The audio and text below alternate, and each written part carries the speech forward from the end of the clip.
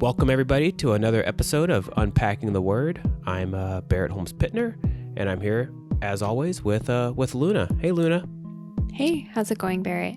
I'm great, Luna. Well, I will say, I feel great, but my kid may have given me a cold, so if I sound a little funny, that's probably why. But apart from that, I feel good. So what do you want to talk about today? Today, I figured we could kind of use a break from the news, from this 24/7 news cycle, and actually backpedal a little bit to when we both first kind of figured out that language is important and that language really matters. So I'm really curious for you, Barrett, if you could take us back to a past Barrett or in the past, when did you first kind of conceptualize language as a philosophy and how you started to cultivate like a language philosophy? It's a great question. So there's a lot of layers to this, I'd say, because like in middle school and high school, I was not interested in English as a subject at all. Like I was good at math and I liked sports and social studies, but I was anything but an English person. So the idea, if you told me in high school that, frankly, that I'd be a writer or a writer focusing on language, I don't think I would have believed you. But one thing I do remember around that time, and this is like high school, maybe college, is I remember hearing about a person. I don't even remember what the person was. It was probably like someone in one of my textbooks. And there was a word in it that I didn't know. And I was like, where'd this word come from? And they told me that the person just like made it. And I was like, you can do that. This guy just made a word. And now I'm reading this word he invented. And this is important now. He just made it out of thin air. So I definitely remember in high school or like really early in college having the idea that you could make a word, which I think that just lingered in the back of my brain for a real long time. It didn't like manifest until later in life when like the need to make words became really apparent. And so that was probably like the initial interest that remained like latent for a long time. And then when I moved to DC and I became a journalist, I started writing my ideas. Well, not when I became a journalist, but when I became like an opinion writer. And I was tasked with writing my own ideas. Because one thing that's funny is like everyone has ideas and everyone thinks that they're really great. But until you have to write about them, one idea can have like a really long shelf life. You know, like if you have an idea that's really cool, you can say that to many different people over like an extended period of time, and they'll keep on thinking it's a cool idea and a new idea. But once you publish that idea, the publication doesn't want you to write that same idea the next week. You know, like you then kind of have to go in overdrive and kind of get more precise and clearer about what you think, because your ideas, for their like inventiveness, have a shorter shelf life unless they're really, really good. You know, like it has to be a real groundbreaking idea for them to want to hear you talk about it over and over and over again, you know? Right. And so I started thinking about my ideas a lot more once I became an opinion writer, contributing writer. And one thing I noticed is when I wrote my stories, I had a different perspective on race relations in America than a lot of people did. And it wasn't like clear to me until I had to like refine the idea so that I could write about it over and over and over again without people getting bored, that it became really clear that there was something unique here. And that uniqueness was that I was talking about culture and everybody else wanted to talk about race. Mm-hmm. But Still do, for still what do. it's worth. Exactly, still do. But the tension was that only the language for talking about it through a racial lens existed. Mm. So it became really hard for me to articulate how I saw things in a way that people could understand or like not get upset about it. So Right. like an interesting article, and this still I think got people annoyed, was Rachel Dolezal. Mm-hmm. Okay.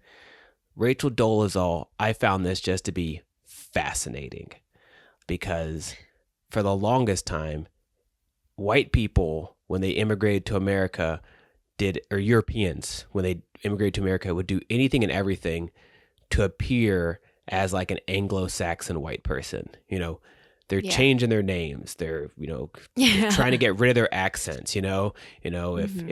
if your name, say you're Polish and it's Peter, but it's spelled like, Poiter, like you come to America and you're spelling that Peter, all that kind of stuff.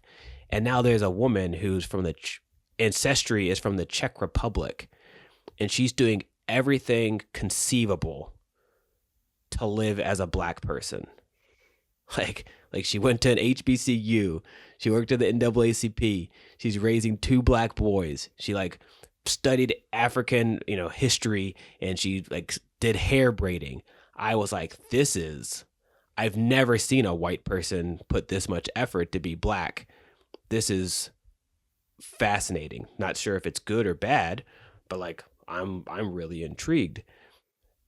And that perspective in many ways is like a cultural perspective where like I wasn't viewing it in like the white versus black, like she's a white person coming into the black community to take stuff from black people as like an ethnocidal white person historically would do. It looked to me as a white person trying to be part of black culture. Whether that's successful or not, or whether it could be successful or not, is a completely different issue. But I was like, if white people or a white person wants to exert this much effort to be able to live as a black person forever, I wondered if there should be like a potential for that to be able to happen, where we're not viewing it along like the racial class divisions that like an ethnocidal society makes. Does this make sense? Yeah, it does make sense. It does make Like, sense. and Mm-hmm. so that perspective clearly is going to annoy people if we're talking about it through race. Right. Exactly. And so that was parts like ideas like that just popped in my head, where like if I use the language that we're accustomed to using, it's just going to make people mad. Even though I knew my intent wasn't to be harmful, and it wasn't actually to say anything like definitive right or wrong. It's just like, can I explore this idea and articulate this exploration to other people so that we could like collaboratively explore it? Yeah. To do that, it hit me over a series of articles that maybe there's a need for like new language so that I can articulate how I'm seeing things, so that we could have that collaborative process that language is. And so that's where like ethnocide, the exploration of what this word could be, which then became ethnocide, and clearly the subsequent other words kind of came from that, Mm-hmm. because we needed to be able to talk about the culture of our society. And if we can talk about the culture, then we can talk about the destruction of culture, and how that destruction of culture creates all sorts of notions such as race and whatnot. And now we can have a completely different conversation, which aligns more with how I see stuff, and hopefully that can be productive. Yeah. I also know through like our conversations, and maybe you also wrote about this in your book, that you have often felt like the English language has been limiting in a lot of different ways too, right? In regards to just like expressing like community. And it comes through with, Western philosophy and Western philosophical thinkers prioritizing an individual versus the community. So it kind of sounds like through your writing, like you were able to kind of formulate ethnocide and kind of bring like ethnocide. It's not like you founded the word, but you discovered it through reading, right? And Yeah. it just clicked, right, for you that it's not necessarily, this fake hierarchy that white people have invented, right, to keep basically like white people at the top and to just invent races that has no, biological basis, but it was like definitely invented to reinstate like a social and political hierarchy of people, right? Yeah. And reinforce through policy. And now it's what a lot of people use, that kind of language of racism, racist language as well, to oppress. And so, like, I'm really curious, this, like, how did language, the need or kind of the desire to like create new language, like how did that also come about for you? Where So was kind of the go so ahead. there's a lot of layers to this. So so this is it's like a sensitive topic, I guess, but like I've never seen things through like the racial linguistic construct. Like I just haven't, that's just not how I've ever seen the world. So like I give this example in my book about when I was a kid and I recognized racism for the first time. It clicked, and I had three thoughts, and it was like I didn't pick who my parents are, I didn't pick where I live, and I didn't pick like what I look like. So the idea that someone could judge me based off of any of this is just crazy. And if they can judge me off of things that I have nothing to do with, then they can judge me about anything at any time based on nothing. Like there doesn't have to be any facts or like reason for their judgment. So I then don't need to do anything to get these people to like me or really care if they don't like me, because like their opinions are nothing. Like, and that's like what I remember thinking in like fourth grade. And I don't know how to think differently than that. But the thing that's really interesting about this is like in my brain, who my parents are and where I'm from showed up before the idea of race. You know what I mean? Like they're judging me based off of like I knew my race is a thing that came from my parents.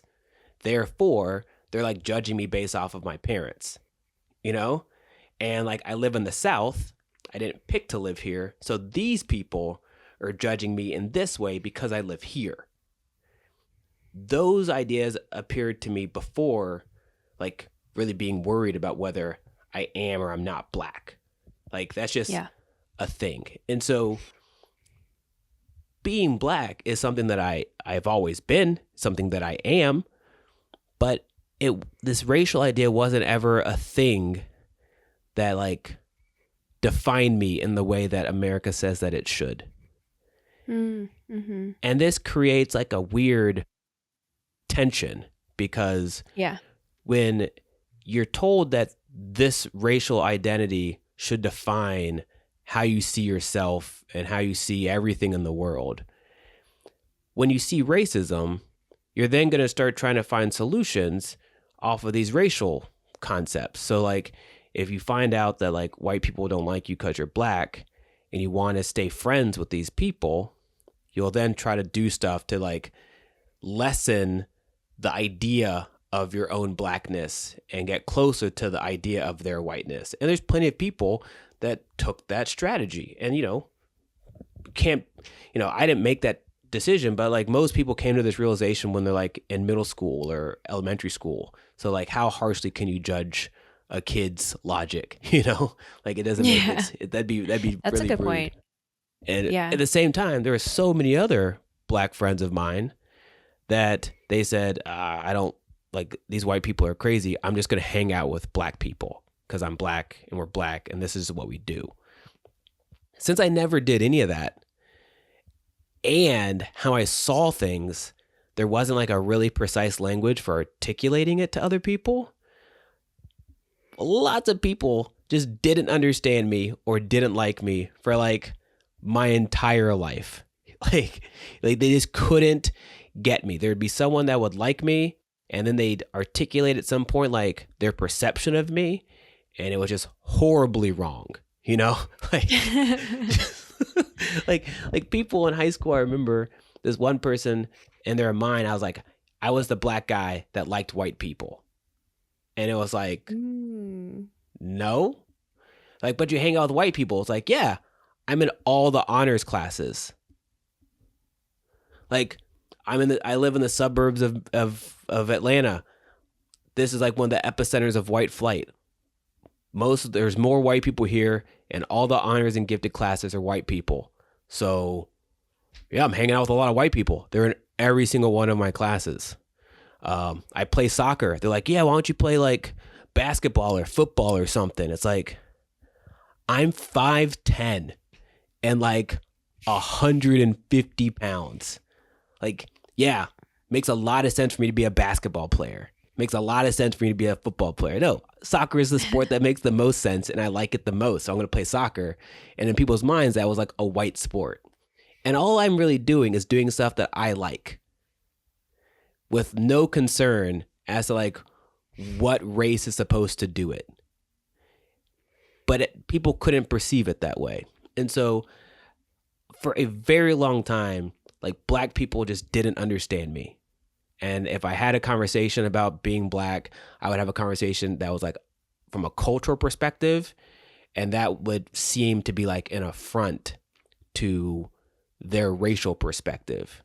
And for a while, I definitely had a desire to figure out how to say stuff so that my community wouldn't view me as someone that was like potentially detrimental. You know, like I knew that the ideas that I had were things that could be beneficial to my community. I just had to figure out how to say it. Yeah. And that's like, I'm going to be black forever.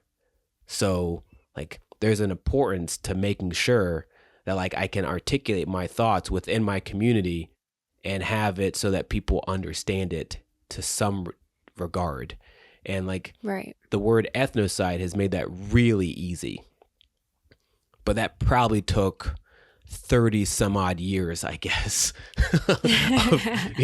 of thinking to find a word. But like that's so like, the emphasis, the impetus, I guess, was trying to figure out how I can articulate how my brain works so that I can communicate to other people, especially people that are part of my community, because there's like a greater urgency for that. Right. Yeah.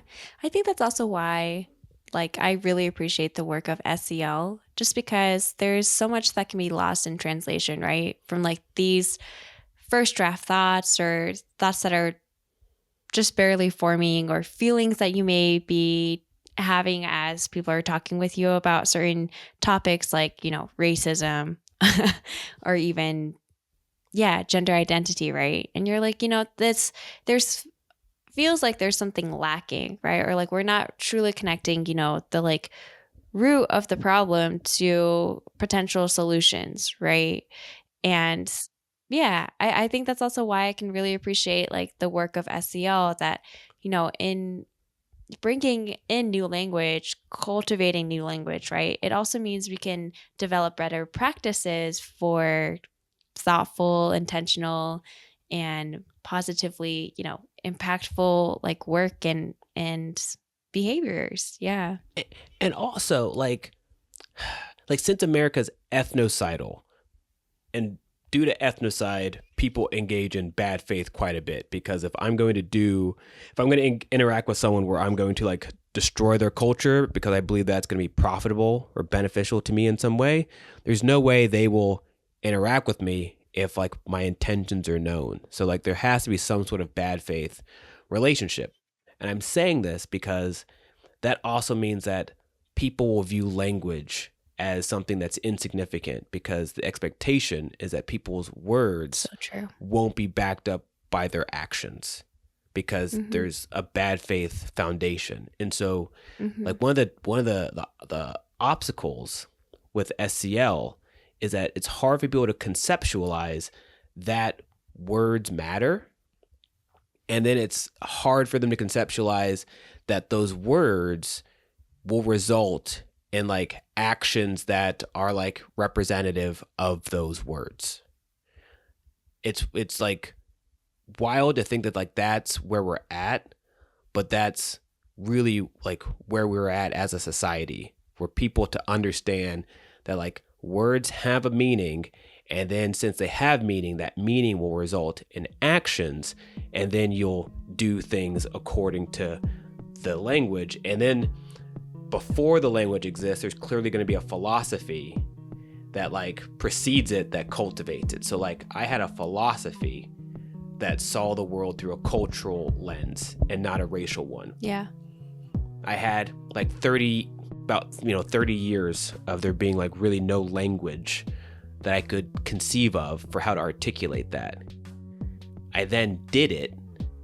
Now I can talk about that. Now it's really easy for people to see how my actions consistently are expression of that philosophy and the language, and then they can do it too. And this is just like a completely new like way of seeing things for people. And like I'll say, and I don't want to get like too personal here, but a couple years ago, like you and I had a conversation about something, and like you got mad at me because I had a perspective. And the thing that's interesting is like I think people expected me to be like mad at Luna or something because she was mad at me. And I was like, no. Like no one is here by like force. If she has a perspective, she can have it. And if she wants to talk to me, she can talk to me any day of the week, because my philosophy is this. Like my language, the actions, they continue. This is the philosophy. And one day we did have a conversation, and all I said is like, all I can do is appreciate the time that you exerted to help us out. No one made you do it. And if you wanted to have a conversation about something and maybe I made a mistake, then we can address that, because the philosophy is trying to do something that's good, nurturing, and sustainable. And that means that like nobody's perfect, can make a mistake. We're doing all of this in good faith. And I think that was also like, to a certain extent, like a clarification that like, this philosophy actually, it's what he says it is. Like he may have done something stupid and he just said, all right, you're right. I'll fix it. And then we'll just keep on going. And if you want to participate, we'll just keep on doing it. And we have ever since. And like, that's what it looks like. But I don't think people are accustomed to things looking like that, you know?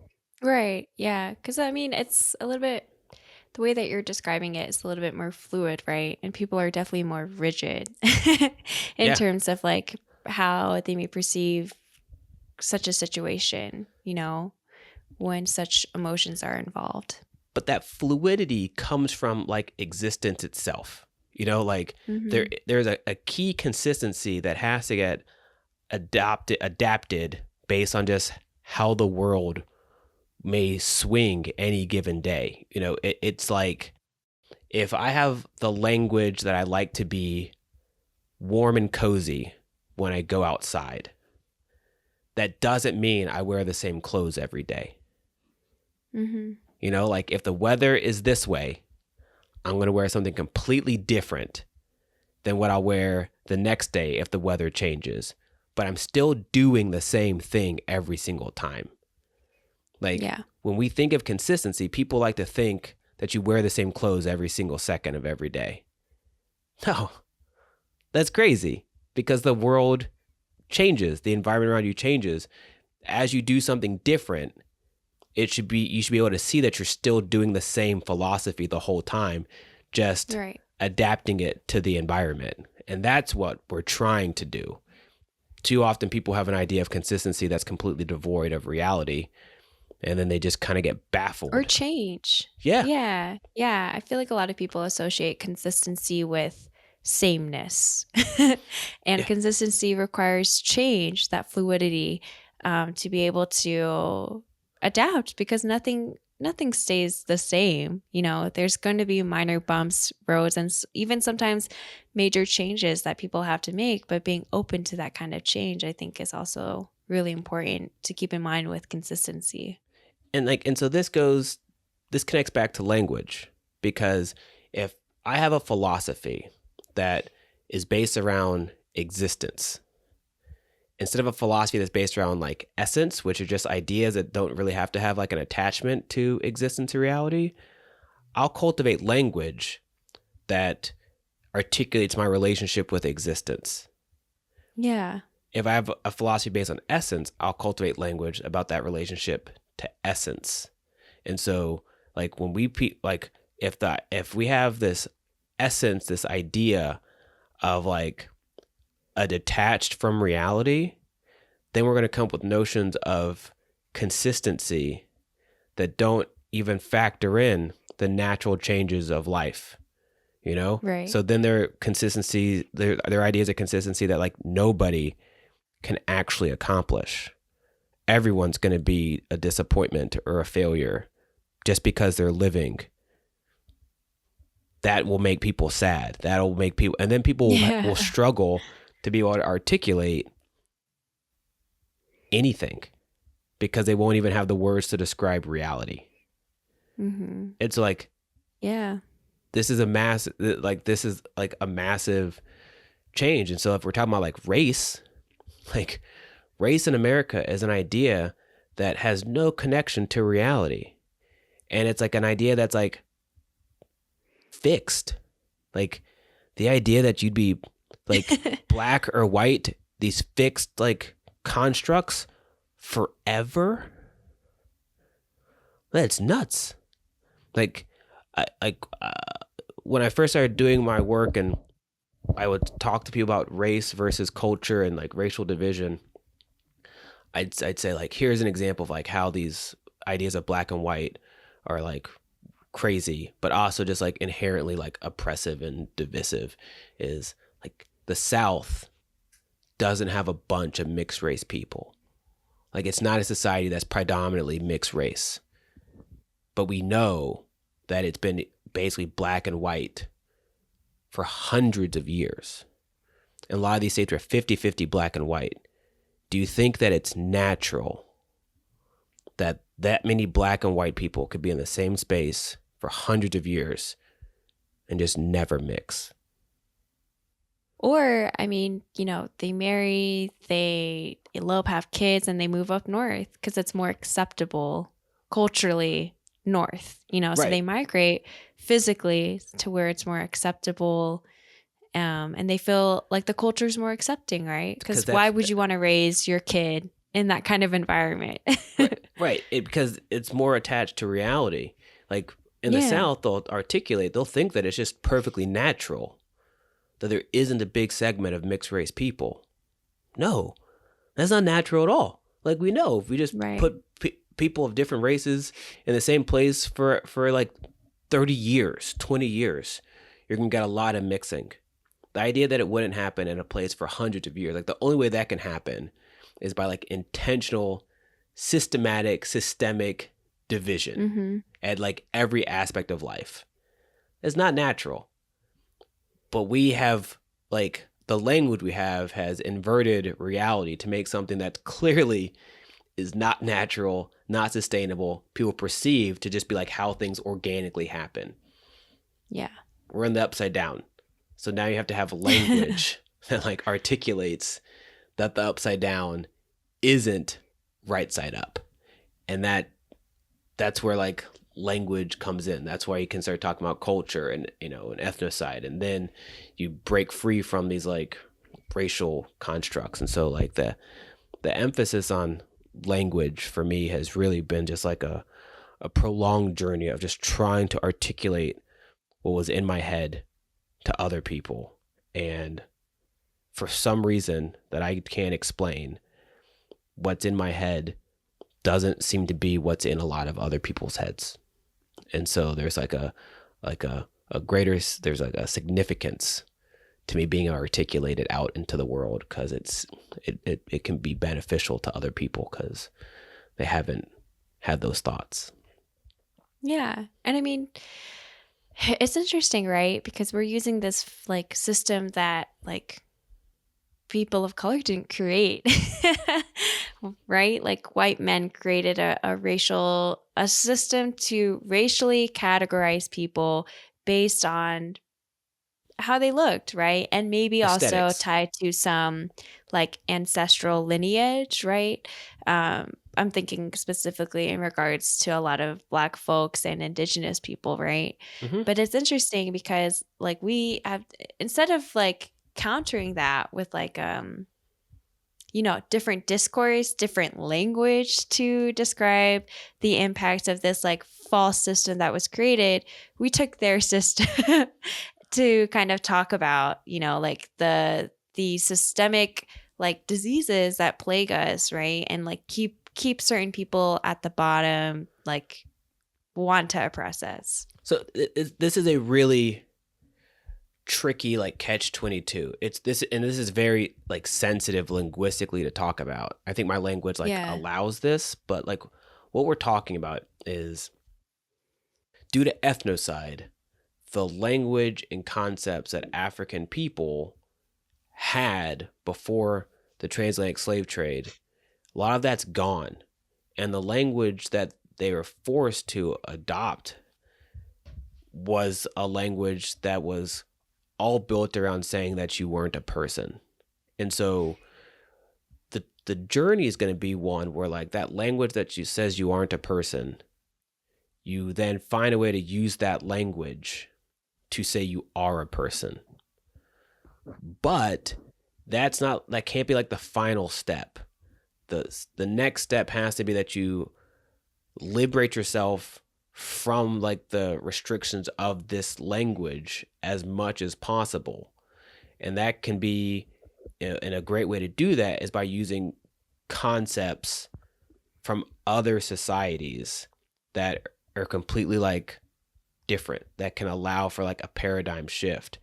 And for the African American community, since we're like, so this is where it also gets like quite sensitive. Where like the United States was clearly structured so that indigenous people were not like an active part of the United States, Mm-hmm. but Black people were an active part of the United States. So like the that was they were an active financial component of the United States. So what this means is that the people who are going to be able to talk about like the oppression that exists within America are also the people who are shorn of the language outside of America that can better like articulate the types of oppression within it. You know what I mean? And so then people from other countries immigrate to the United States, and they fully believe the positive narrative about all of the stuff. And then they're here long enough, and then the bad things start happening to them. There's like there's attacks on Asian people. There's attacks on, Jewish Americans and Latinos and all sorts of stuff. And people are like, I can't believe this happened. When they're looking for the voice to articulate it, that voice is often going to be from the Black community, but they don't have the external cultural reference to talk about like the other way to live or the other way to see stuff. You know what I mean? So Yeah. So like it's this profound problem where like the liberating language, there's an onus that it comes from the Black community first. And we've done that quite a bit where, civil rights movement, Reconstruction, all that kind of stuff. But that liberating language has to evolve more and more and more, where like it transcends the linguistic norm of our society. And then we start articulating that. And like, I think that's Right. a leap that like we haven't made yet, but I think it's a leap that we can make. And the linguistic concepts that people from other American immigrant communities have, I think are ones that can be like adopted and made in like a diverse, multicultural way to impact a lot of different communities of color. So like Dia de los Muertos is a great example for that. Like that's an idea, a practice, a language that has no connection to American society. But if we use it in America, it can create like an opportunity for liberation that we just were incapable of imagining or articulating before we saw a foreign community bring it to us. And I think Asian communities have plenty of ideas like that too, and clearly African immigrant communities do too. But like that's the step, and I don't think we've gotten there yet, but I hope to be able to facilitate that philosophically and linguistically. Yeah. And I mean, that's a great point because, I mean, I'm teaching a course on Asian American Pacific Islanders culture and history. And I mean, my students aren't Asian, but they have voiced concern that basically this identity of Asian American Pacific Islander like wasn't ours, that we formulated in the first place, right? A lot of Pacific Islanders don't necessarily identify as Pacific Islanders. They identify as their specific ethnic group. And Their also, culture. I mean, yeah, that the term itself like hasn't really evolved since the 1960s. And I mean, for a lot of our racial and ethnic groups, like it's not like we define that. The US Census basically has categorized us into these like categories of like, a false racial identity. Sometimes, even based on continent, right? Like we stem from the continent of Asia and the Pacific Islands. So therefore, like our racial category is tied to that. But then, you have the ethnic label of like Hispanic Latinx. And it's like, okay, I don't even know where that is on the map. And that's definitely a made up identity that the US Census made up, right? And so, it's all made up. And like the thing that's really troubling, and it's the whole thing's troubling, but like the modern day dilemma is like America as like a colonized, white led society for the most part has viewed the world through like a white lens, and that lens engaged in ethnocide, which was like a decultured way of seeing the world. And they gave people like these aesthetic racial classifications. And the whole thing was based around just like these aesthetic classifications, no connection to anything that people do. Just, I see you, you're this. And so based on how what I perceive. Yeah. Exactly. Like based on like how a white person perceives you, that's your classification and that's it. And so what ends up happening is we're becoming more and more aware of how problematic that is, but we still don't know how to see or articulate the world in another way. So even though we'll know that like Asia is really diverse and that, that continent is way bigger than Europe, Pacific Islander, like that's a lot of territory too, So we will know that these people have these different cultures and ethnicities and whatnot, but we don't know how to articulate that in a way that fits within the American framework. So what we then are more inclined to do is just like assign these people to like an aesthetic racial classification that we'll believe is adequate, because if it's inadequate, then that would also mean that like the identity that's white would be inadequate. Potentially the identity that's black would be inadequate. Like it has to be adequate, because if it's not, then how we've seen the whole world, or how white people have seen the whole world is just like, it just crumbles. And like there's a lot of tension there, because people come here because they've been told that seeing the world that way is a good way to see it. So there's like a lot of resistance on not seeing it through that lens, even though we're starting to realize how problematic it is. But then there's the next step where, like, if you know it's problematic and you don't want to say this word or these words, well, then what are the words that you do say? And if you don't know what those words are, you can't really say anything.